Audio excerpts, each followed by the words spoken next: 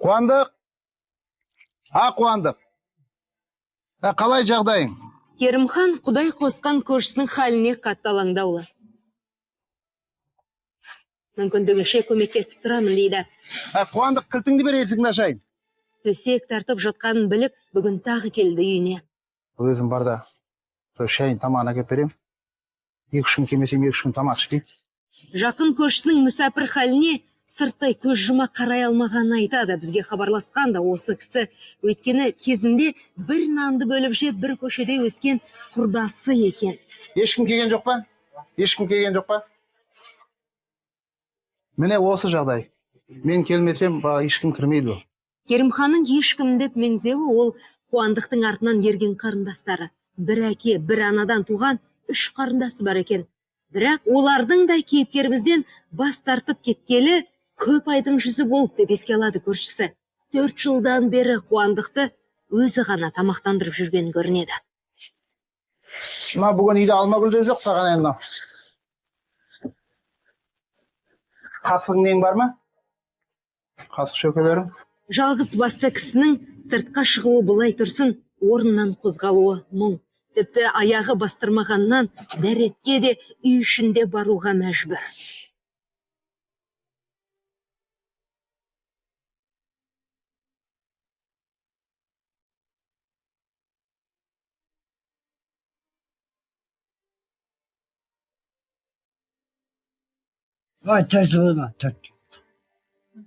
Бұрын нан етпедім, жалады. 4 жыл болды. Тепсе темір зер азамат болған көршілері де растап отыр. Бірақ қазіргі тіршілігіне, сөлдесінен қалған түріне қарап, сен қиын. Бәрі қоны еген аймайды. Бәрі. Нанын да кеппеді, суын да кеппеді, чайы да кеппеді. Әрине, Қуандық бәріне күле қарап, алғысын жаудырғанмен, іштей налиды өмірінің құрдымға кеткеніне. Бұрын әйбіт болған, бәрі әйбіт болған. Мен аяқ астын қауырды, осы әйбіт болды. Бай сағада алдым. Көршілері оның төсек тартып қалуын сүйеніші болған анасы мен жалғыз ізбасары ұлының өліммен байланыстырады. Ал Қуандықтың өзі болса, бар ағаттық өзімнен дейді. Ішімден. Ішіме қасанды сөйлешміз. Мен жақсы бояды, жүзім, мен аяғына келеді шығымдасы. 55 жастағы ел ағасы өзгелер сынды ащы суға да құмартпаған екен. Қазір жалғыздықтан жабыққаны сонша, зынданға барсам да мейлі деп отыр. Жаңғыз болам. Сон жын бейін. Осы бейін дейді сон. Қыздасы. Сон бейін. Сон зымзаға қасын бейін. Мәңге зымзаға қасын маған бәрі.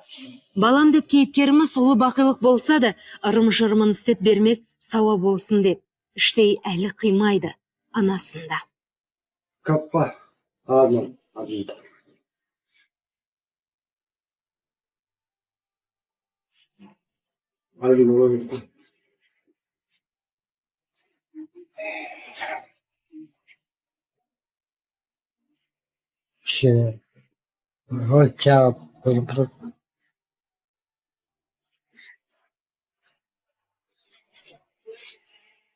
Azaptan бәбітіңізі жағылығын тұр.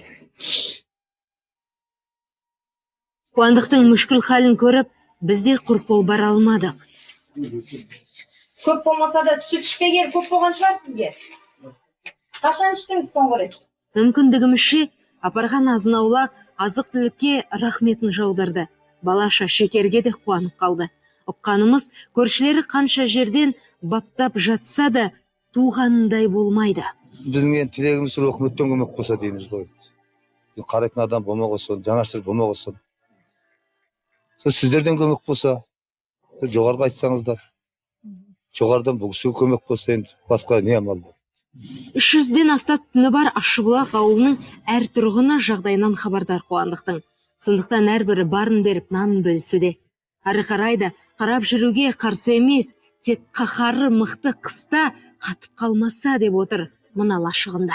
Осы аулада өстік, осы көшеде. Бір ауылдың суын, бір ауланың ауасын жұттық.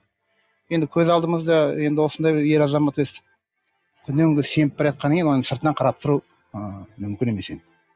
Содан кейін сол қолымыз әйтеуір қалт еткенде осыған келіп жағдайын сұрап, кішкене аздап асты үстіне қарап, тамағын береміз, суын береміз. Керімхан тастап кеткен қарындастары күтушілер болса, үйін беруге әзір екенін жеткізді. Тіпті соңғы деміне дейін жанында болса, нотариус арқылы рәсімдеп те бермек ниетте. Өзінің ол кезде шешесі болды, семьясы болды, өзінің басында үйі болды. Ел қатарлы жүрді кезінде. Анасы барда қайта жүретін деп еске алады көршілері. Соңғы тұяғы бауыр еті баласы марқұм болғаннан кейін мүлдем өмірге деген қызығушылығы жойылыпты.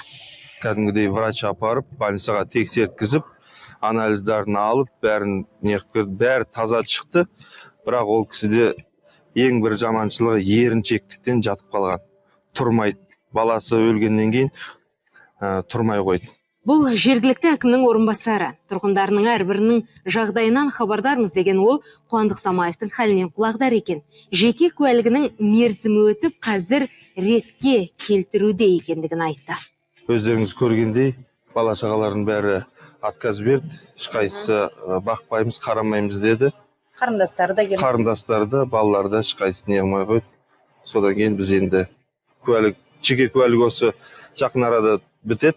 Біткеннен кейін біз оларды қарттар үйіне өткізуге тырысамыз. Десе де мән-жайды білмекке сүлдесі қалған кейіпкеріміздің қарындастарын тапқан едік. Бірақ бірі де камераға түсуге келіспеді. Мүмкін туған ағасының жағдайынан ұялса керек.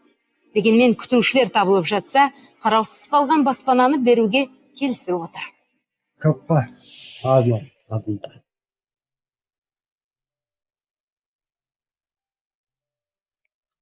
Alın bana yapma.